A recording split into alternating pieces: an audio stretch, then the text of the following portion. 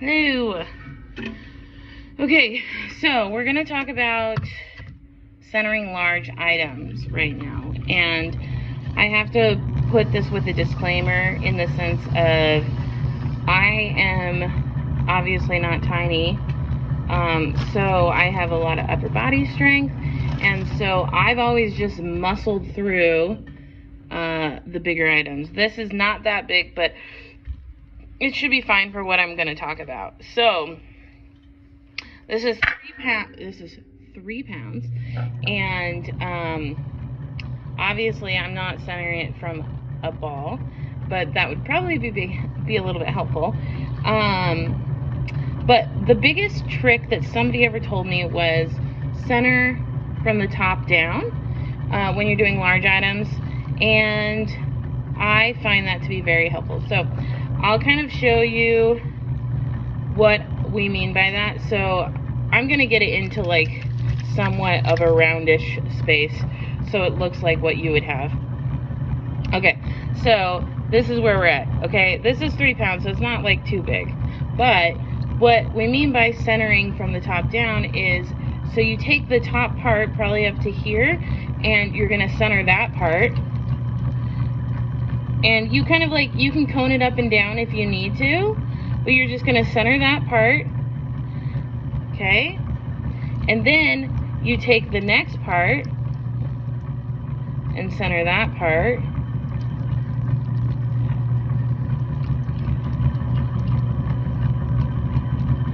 and then you go to the last part. And so what this does is it gives you like about 5 pounds, or not 5 pounds, it gives you about like a pound at a time to what you're actually centering, you know? So if I was gonna center this, I'd just muscle it down because I'm strong and that works for me. But when I'm going to be coning the clay, you do, if it is like a more weight, you do technically want to cone it a little bit higher. It'll just be a little bit easier. And so if you get it up to a cone like this, it's helpful to push the cone over and push down while you're doing the cone.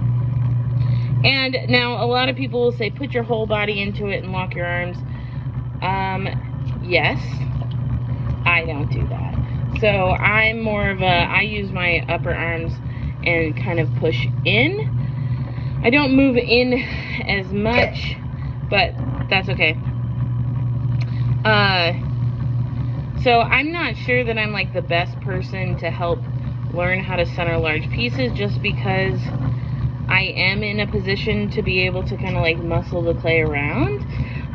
But that's a lot of it, you know, that's a lot of part of it, is just being able to kind of like muscle at least the top part around. And it's basically your same centering techniques. I mean, you want to be able to push in pretty like heavy here, or pull. If you don't have enough strength to push, try pulling everything towards you, because remember, it's circular, so any way you push it one way or the other, it's going to move it to center.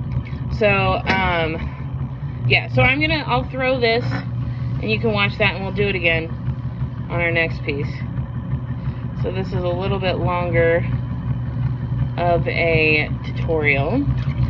I'm throwing the Becca bowls right now, and I think I have the measurements wrong, but it's fine.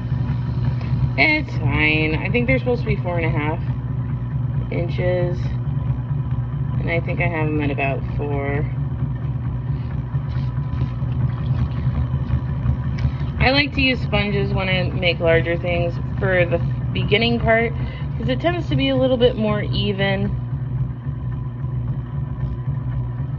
Also, I was thinking about it, and if you're the type of person that takes your foot off the pedal, I would definitely recommend trying to keep your foot on the pedal, at least while you're like getting better, because I like my speed changes all the time.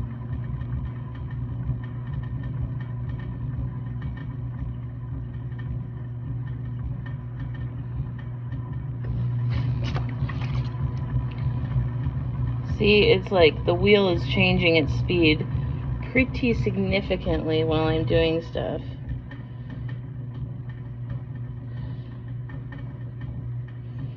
because I'm focusing on certain things and certain speeds that I need to be at.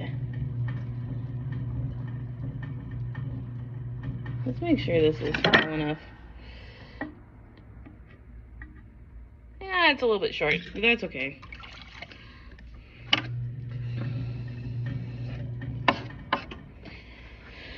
All right, okay, so we've got that finished.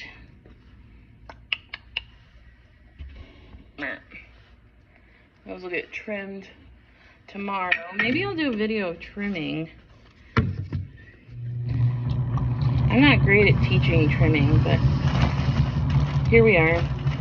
Okay, so this I like pushed together, so it's actually 2 pieces of clay. So I'll probably have to kind of center it a little bit more, and we'll make it a little bit rounded so it's kind of a little bit easier. Okay, so this is how I normally center. I kind of normally like get everything in a space first.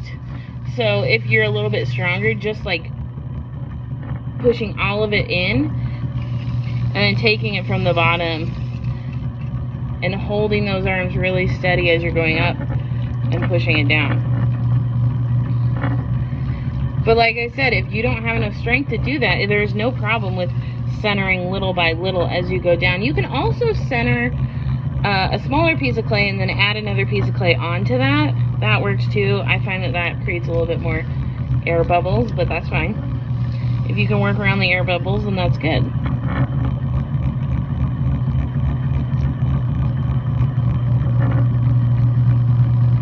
And I just like kind of hold it there really steady, and I want this type of a shape.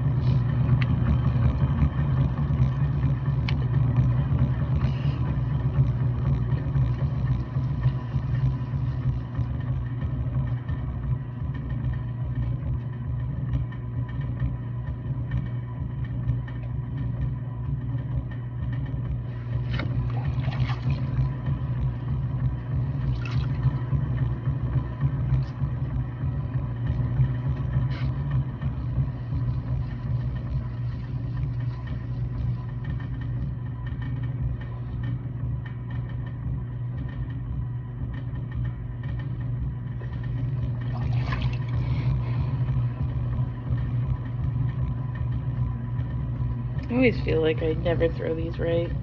You know, there was like a time that I had it like perfectly and I could throw it with my eyes closed, and that time has passed. So I don't know why they always turn out a little bit different, but they usually look fairly similar once they're trimmed.